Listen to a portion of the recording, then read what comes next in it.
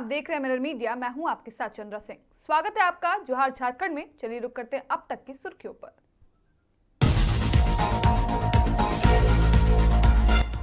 Baghmara SDPO ने थाने का किया निरीक्षण, व्यवस्था और सुरक्षा पर किया फोकस।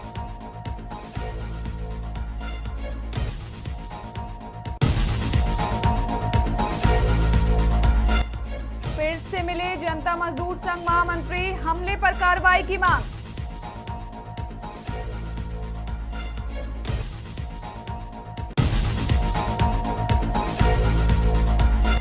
बारिश से पहले एक्शन में निगम, जल जमाव रोकने को लेकर बड़ी तैयारी।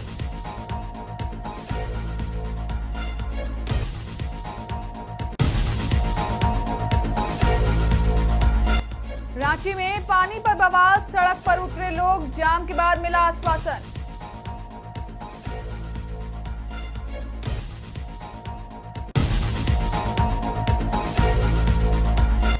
हुनर को मिला सम्मान, 112 महिलाओं के हाथों में आत्मनिर्भरता का प्रमाण।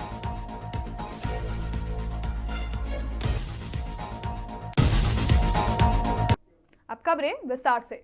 बाघमारा थाना परिसर और आधुनिक और व्यवस्थित बनाने के उद्देश्य से एसडीपीओ अजीत कुमार विमल ने विस्तृत निरीक्षण किया। इस दौरान उन्होंने थाना परिसर की सुरक्षा और प्रशासनिक व्यवस्थाओं की समीक्षा की तथा आवश्यक निर्देश दिए।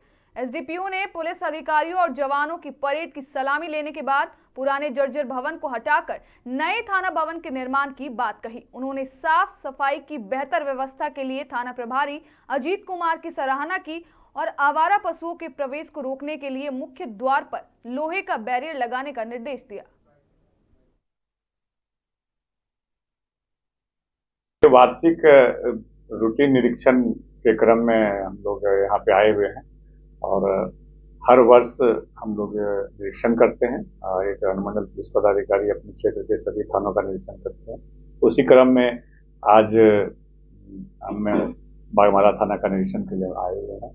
यहाँ पे हम लोग सबसे पहले यहाँ आकर के यहाँ के जो जवान हैं सभी से हम लोग जो है सम्मान गारद दिए और सम्मान गारद में सबको दिशा निर्देश दिए, सबका टर्न आउट चेक किए और सबकी समस्याओं को भी सुने, जितने भी पदाधिकारी हैं उनकी कार्यशैली को भी जाना। साथ ही साथ उसके उपरांत हम लोगों ने बिल्डिंग का भ्रमण किया और थाना का रखरखाव के संबंध में भी जानकारी ली और यहाँ का थाना का रखरखाव अच्छा उत्कृष्ट। बाघमारा में हालिया हमले की घटना को लेकर राजनीतिक प्रतिक्रियाएं तेज हो गई है। जनता मजदूर संघ के महामंत्री सिद्धार्थ गौतम ने बड़ा पांडेडी निवासी सुमन सिन्हा के घर पहुंचकर उनका हाल चाल जाना और घटना की जानकारी ली। बताया जा रहा है कि सुमन सिन्हा अपने साथियों के साथ धनबाद जा रहे थे, तभी डुमरा जमुआ टाड़ पेट्रोल पंप के पास अज्ञात लोगों ने उन पर हमला कर मारपीट की। सिद्धार्थ गौतम ने घटना की निंदा करते हुए दोषियों की पहचान कर सख्त कार्रवाई की मांग की है। वहीं पीड़ित सुमन सिन्हा ने धार्मिक कार्यक्रम से लौटने के दौरान हमला किए जाने का आरोप लगाया है। ये तो पता नहीं है, लेकिन घबराहट हो गया है। ठीक है, कल के कार्यक्रम से उनको घबराहट हुआ है और आप लोगों को भी पता है कि कौन हमलावर है और किन के इशारों पे किया गया है।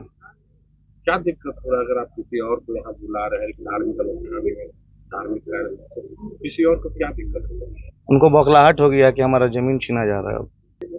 कल जो महापौर जी का माटीगढ़ा में जो कार्यक्रम हुआ, जिसमें बाघमारा की जनता ने जो विश्वास सिंह मेंशन परिवार के प्रति दिखाया, ये हम लोगों के लिए गर्व की बात है और हम लोगों को बहुत खुशी हो रही है इस बात की।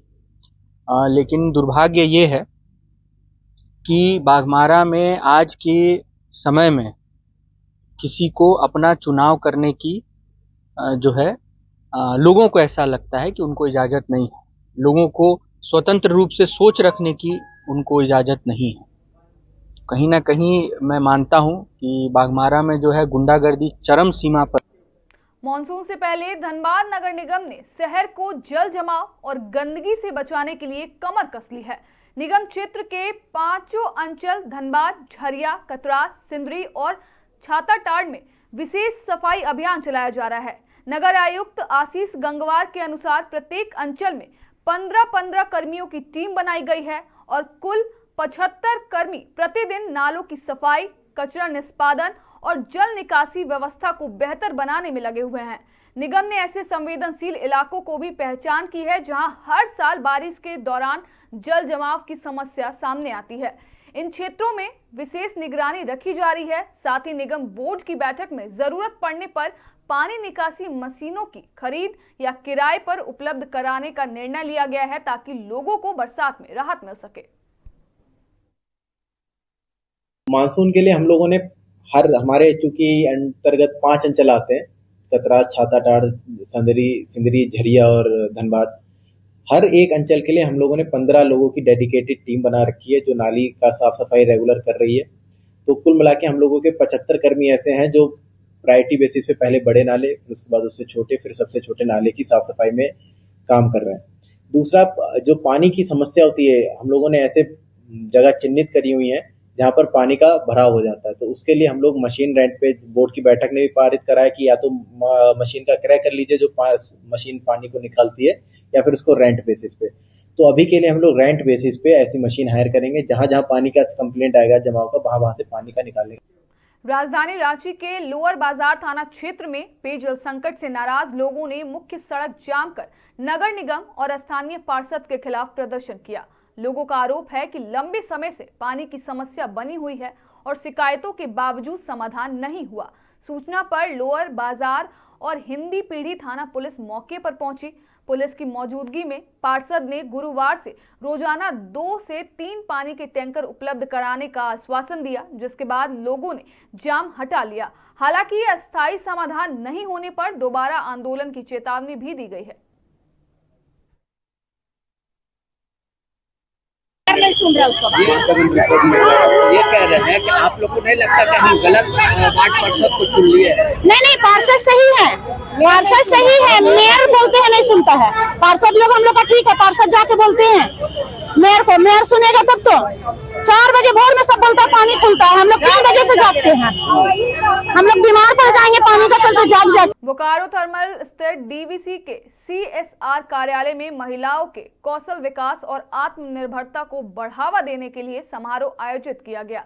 इस दौरान सिलाई, कढ़ाई, कंप्यूटर और ब्यूटिशियन प्रशिक्षण पूरा कर चुकी 112 महिलाओं और युवतियों के बीच प्रमाण पत्र वितरित किए गए। कार्यक्रम में परियोजना प्रधान सुशील कुमार अर्जरिया और वरीय महाप्रबंधक HRA कजूर शामिल हुए। इस मौके पर अधिकारियों ने कहा कि डीवीसी का उद्देश्य महिलाओं को कौशल विकास के जरिए स्वरोजगार से जोड़कर आत्मनिर्भर बनाना है और भविष्य में ऐसे ही कार्यक्रम जारी रहेंगे। कंप्यूटर कोर्स, सिलाई कोर्स और ब्यूटिशियन कोर्स जो कि डीवीसी के द्वारा यहाँ के ग्रामीण क्षेत्रों को रेगुलर कराया जाता है, उसका सर्टिफिकेशन करता है। कंप्यूटर और सिलाई कढ़ाई का कोर्स लगभग 6 महीना का होता है। वो 6 महीना का कोर्स खत्म करने के बाद उन्हें सर्टिफिकेट दिया जा रहा है। और हमारा ब्यूटिशियन का 3 महीना का कोर्स होता है, उसका भी एक बैच खत्म हुआ, उनको सर्टिफिकेशन दिया जा रहा है। और उनको साथ केवल सर्टिफिकेट नहीं, भविष्य में उनको जो भी मदद जरूरत पड़ती है वो भी डीवीसी उनको सहयोग। देवघर के पथरौल थाना क्षेत्र में मारपीट की एक घटना के बाद पुलिस की कार्यप्रणाली पर सवाल उठ रहे हैं। पीड़ित का आरोप है कि विवाद के दौरान उन्होंने 112 आपातकालीन सेवा पर कॉल कर मदद मांगी, लेकिन वाहन और स्टाफ की कमी का हवाला देकर पुलिस मौके पर नहीं पहुंची।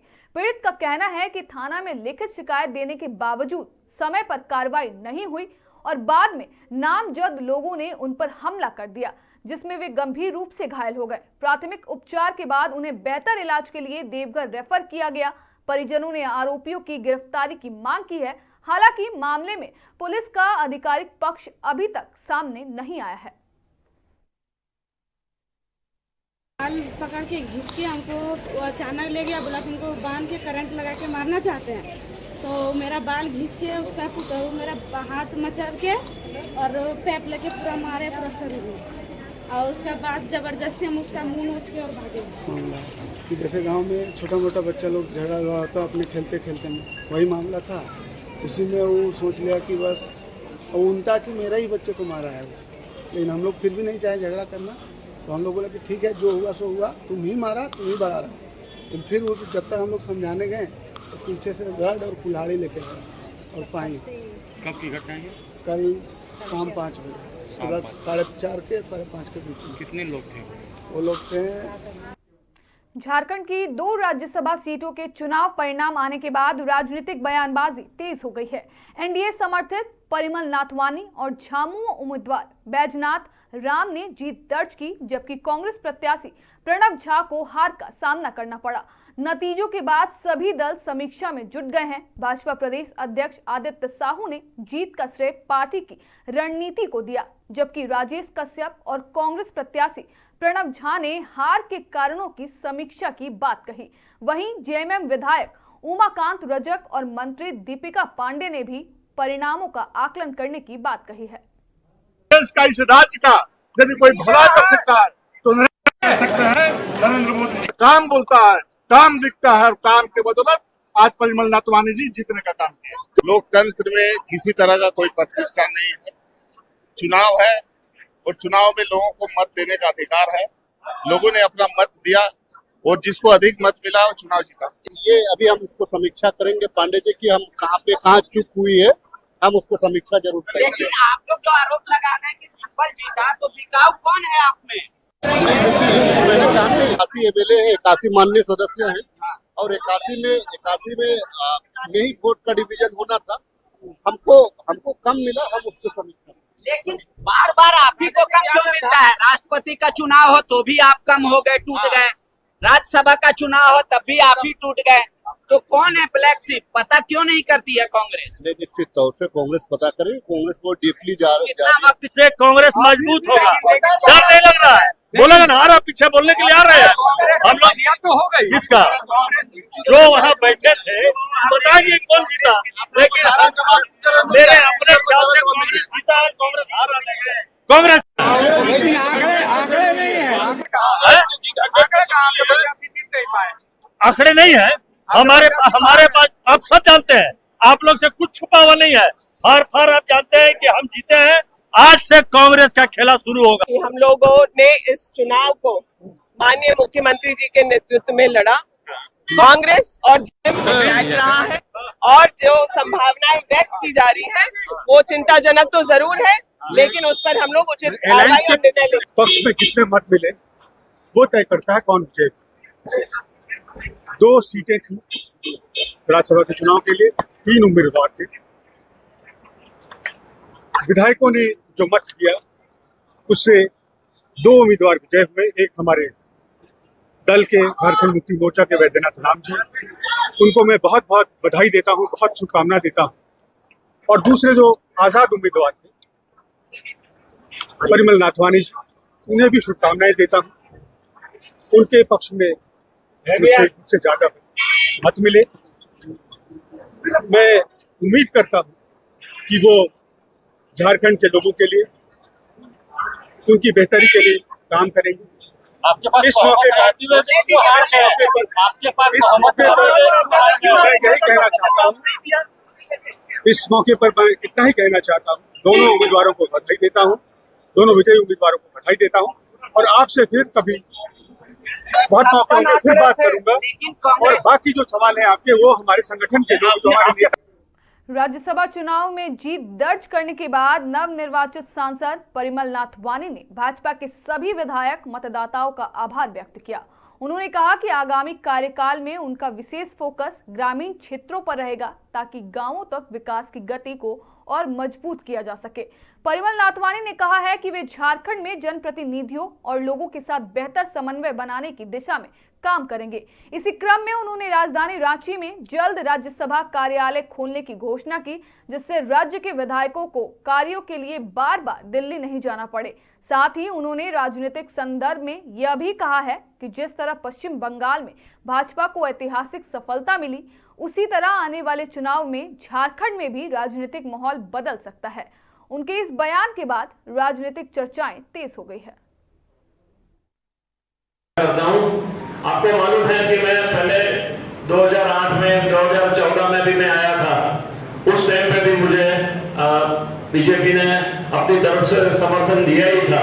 तो ये कोई मेरे लिए बड़ी बात है कि इस बार मुझे मौका फिर से दिया गया है। तो मेरा कर्तव्य है कि झारखंड को कैसे हम आगे बढ़ाएंगे और खास तौर पे रूरल एरिया में मैं ज्यादा काम करूंगा। पहले मैंने जो काम किया है वो आपने देखा हुआ है, और झारखंड जो अभी है मुझे लगता है कि और आगे हमको बढ़ाना है। जिस तरह से हमारे देश के वडाप्रधान श्री नरेंद्र मोदी जी और हमारे ये अमित भाई शाह जो गृह मंत्री है, उन्होंने अभी जो कमाल किया है वेस्ट बंगाल में, वो अभी अपने आपके सामने। फिलहाल के लिए इतना ही। बाकी तमाम खबरों के लिए बने रहें मिरर मीडिया के साथ।